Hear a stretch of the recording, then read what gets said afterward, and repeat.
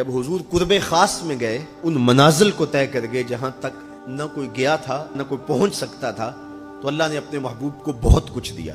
محبوب کی جھولی میں بہت کچھ ڈالا اور ڈال کر کے کہا اے محبوب یہ تو میں نے خود دیا ہے، اب تو اپنی چاہت بھی بتا، تیری چاہت کیا ہے۔ یہ مہمان نوازی کے تقاضے ہوتے ہیں نا، کہ سب کچھ پیش کرنے کے بعد بھی میزبان کہتا ہے آپ کی کوئی پسند، تو سب کچھ دینے کے باوجود پیارے بتائیے آپ کو کیا دیا جائے۔ اب پھر حضور کی ڈیمانڈ دیکھیے، حضور نے مانگا کیا؟ الو زر مانگا، دولت مانگی، یہ تو قدموں میں رلتے تھے، حضور آنکھ اٹھا کے نہیں دیکھتے تھے، تو پھر مانگا کہا اے اللہ ساری زندگی میں کہتا رہا کہ تو میرا رب ہے، یہ میں نے غاروں میں بھی کہا، طائف کے بازاروں میں بھی کہا، مکے کی گلیوں میں بھی کہا، برستے پتھروں کے سائے میں بھی کہا، میرے سر انور پہ اوجلی ڈالی جاتی رہی، میں نے سر نہیں اٹھایا اور کہا کہ تو میرا رب ہے، ساری زندگی میں نے کہا کہ تو میرا رب ہے، آج تو بھی تو کہہ دے کہ تو میرا بندہ ہے، مجھے عبد کہہ کے پکار دے۔ ملا جیون علیہ رحمہ فرماتے، امام راضی بھی لکھتے ہیں یہ حضور کا پسند فرمودہ ہے، اور پھر عبدیت کا بندے کی طرف سے جو